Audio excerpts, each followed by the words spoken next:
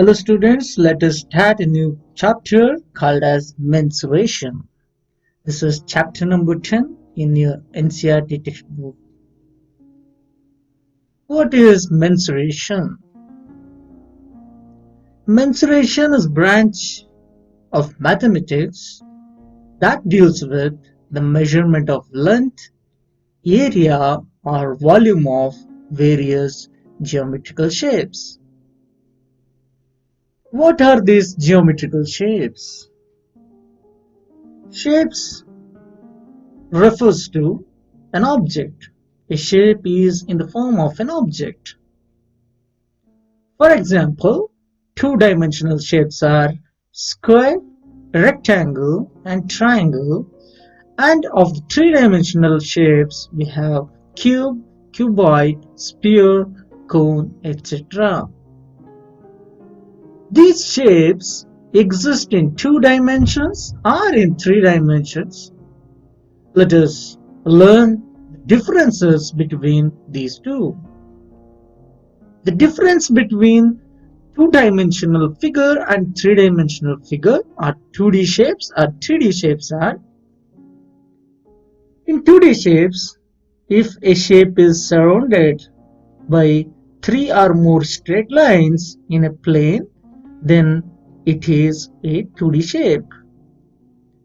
In 3D shape, if a shape is surrounded by a number of surfaces or planes, then it is a 3D shape. In 2D shapes, they have no depth or no height. In 3D shapes, there will be length, breadth as well as height. These are also called as solid shapes. Unlike 2D, they have height or the depth. In 2D shapes, these shapes have only two dimensions, say length and breadth. In 3D shapes, there will be three dimensions, length, breadth, and the height. In 2D shapes, we can measure their area and perimeter. In 3D shapes, we have volume, curved surface area, or lateral surface area, or total surface area. We will come across volume, curved surface area, lateral surface area, total surface area, and more related to 3D shapes in the higher classes. In class 8 onwards, you have all the three-dimensional figures. However, for class 6th, we have got only 2D shapes. In particular, you have questions related to regular figures and irregular figures, and also the questions which are related to square and rectangle. Since area and perimeter is the key words here, we will discuss more about area and the perimeter of 2D shapes. First, let me take perimeter. Perimeter is the total length or total distance covered along the boundary of a closed shape. If I consider a figure, say it's having side A units, B units, C units, let this side be D units, then its perimeter is given by A plus, B plus, C plus, D. We need to add all the sides. Perimeter also gives the outer boundary of any plane figure. I can say perimeter as the outer boundary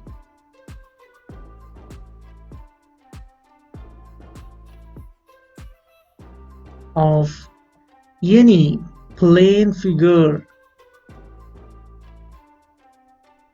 Plane figure refers to two-dimensional figures.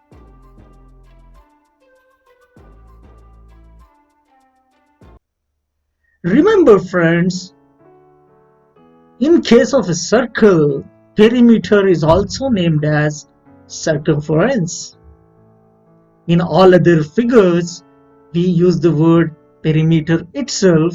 Only for the circles, we use circumference. Let me take a perimeter of a triangle. In case if I consider a triangle with the three different sides, namely A, B and C. One of the side is A, other side is B and one more side is C. Its perimeter is sum of the lengths of all the sides, which is A plus B plus C. If the given triangle is equilateral, that is, if all the three sides become equal, that is, if A is equal to B is equal to C, then the perimeter is 3 times the length of one side. In case of a equilateral triangle, in equilateral triangle, that is, when the side A is equal to B is equal to C, then perimeter will be 3 times side or 3 times length of one side. How about a rectangle? Rectangle is a figure in which there will be a length and the breadth. Breadth is also known as width. So this width is also mentioned as breadth. So in case of a rectangle, we have got 2 lengths and 2 widths. This side is also width. This side is also length. Opposite sides of a rectangle are always equal.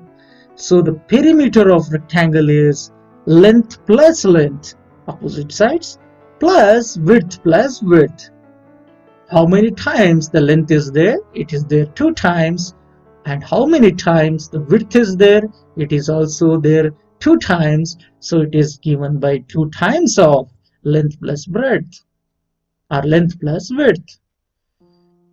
In most of the cases, we consider length and the breadth. If this length is represented by the letter L and width or breadth is represented by the letter B, then perimeter P will be equal to 2 times of L plus B. This is called perimeter of a rectangle. Now I can consider a square. What is perimeter of a square? You must know that in square all the 4 sides are equal to each other. There will be 4 equal sides. If I consider the side to be A units, then the perimeter is 4 times the length of one side. In other words, it is 4A. In general, if n-sided polygon is there, n-sided polygon?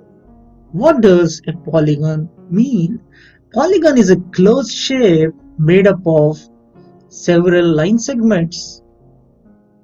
The smallest polygon is a triangle that we had seen in the basic geometrical shapes. For a triangle, we have got 3 sides. We need to add those 3 sides. If there is a polygon, if it is a, say, regular polygon, regular refers to all sides equal. In case of a equilateral triangle, all the 3 sides are equal. If one of the side is A, its perimeter is 3 times A. For a square, all the sides are equal. If I consider the square side to be S, then the perimeter is 4 times S. If I consider a hexagon, a regular hexagon in which all the 6 sides are equal to each other, if each of the side is mentioned with the letter X, then the perimeter is 6 times X. So you must know that a regular polygon will be having equal sides and equal angles. The angles in the regular polygon are equal. If there is a regular decagon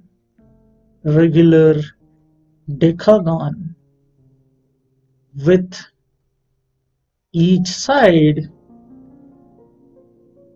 equal to say y units, then perimeter will be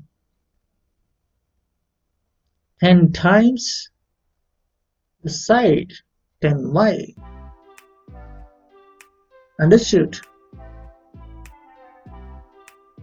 If the closed figure is irregular shape, then how do we find its perimeter?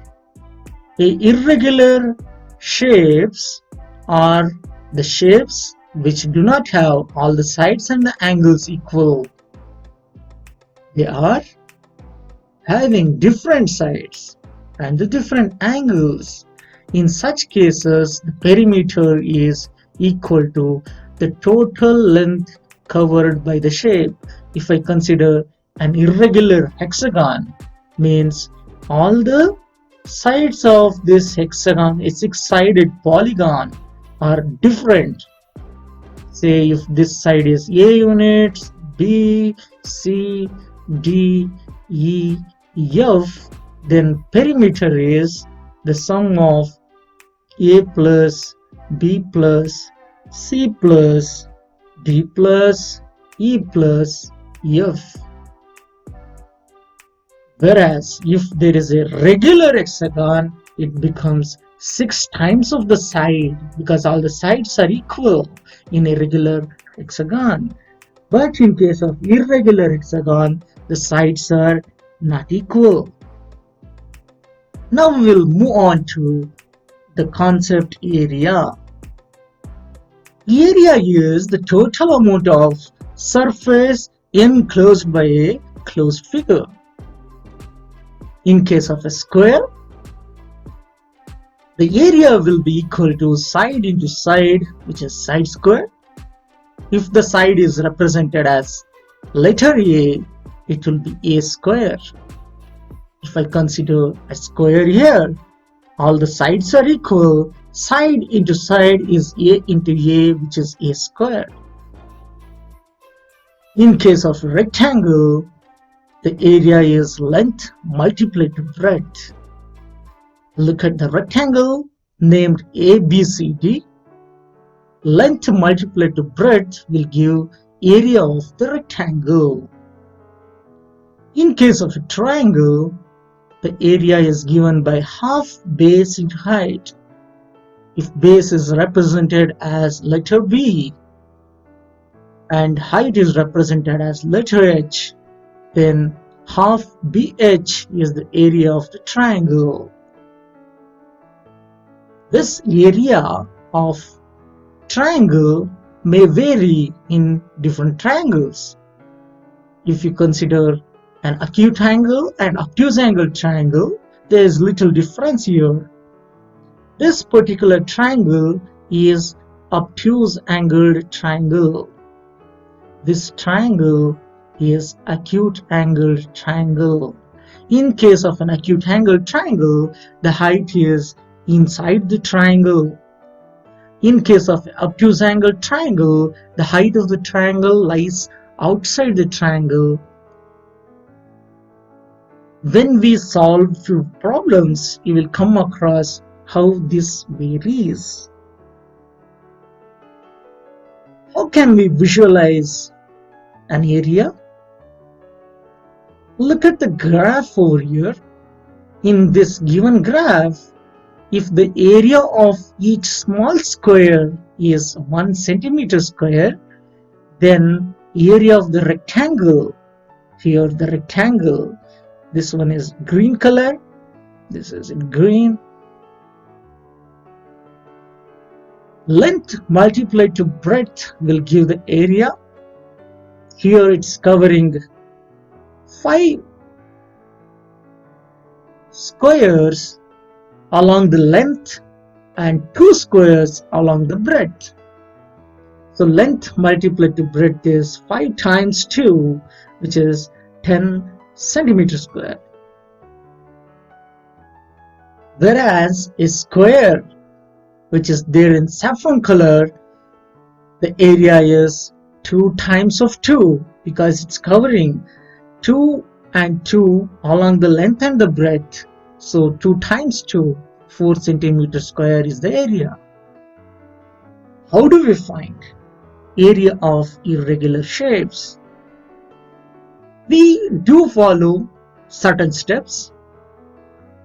Step 1 is we divide irregular shape into a regular shape that you can recognize, for example, as a triangle, a rectangle, circle, or a square. Second step is we find area of these individual shapes and finally we add them. Sum will give the area of irregular figure. For example, look at this figure. This figure is split or divided into certain parts here. So area of this complete figure will be equal to area of MNCB. MNCB, it's a larger rectangle, plus area of AMGH. AMGH is a smaller rectangle, plus area of EFND, which is a square. For the rectangle MNCB, we have to use length into breadth. For AMGH also we have to use length into breadth, whereas for EFND we use side into side. Therefore we get the area equal to 62 centimeter square. With this basic knowledge, let us take up exercise 10.1 few questions. First question I'll be solving now. The first question is to find perimeter of each of the following figures. In the first case, the perimeter will be equal to sum of all the sides. Here the sides are 5 centimeter plus 1 centimeter plus 2 centimeter plus 4 centimeter. 6 plus 2 is 8, 8 plus 4 is 12 centimeter.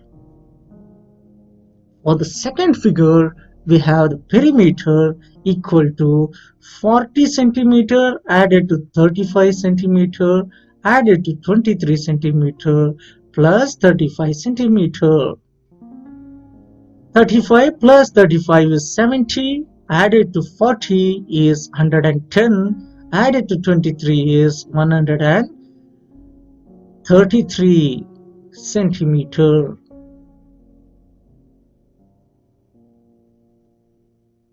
Third one, 15 centimeter is there everywhere, so the perimeter is 4 times 15 centimeter. This will be equal to 60 centimeter. For the D, we have 5 equal sides, so 4 centimeter multiplied to 5 times, we get 20 centimeter as the perimeter.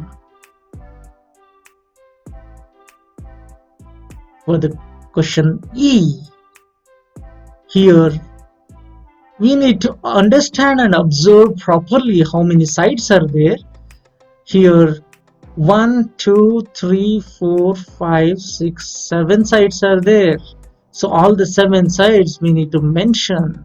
So the perimeter, if I start from here, it's 1 centimeter plus 4 centimeter from here to here plus 0.5 centimeter plus 2.5 centimeter added to 2.5 centimeter plus 0.5 plus 4 plus 1. I'll count the number of sides now. 1, 2, 3, 4, 5, 6, 7, 8. Are there 8 sides? No. What is the mistake I have done? I have taken this one more time. That's wrong. So only the 7 sides are there. We need to add them up. 2.5 added to 2.5 will be 5. Added to 5 will be 10 plus 4, 14 plus 1, 15. So 15 centimeter is the perimeter. I'll give one of the question as a work for you. Please find out the perimeter of this particular figure. You need to identify and find the perimeter. With this, I'll end today's session. We shall continue solving this question along with the remaining question of the exercise 10.1 onwards. That's all for today's session. Thank you.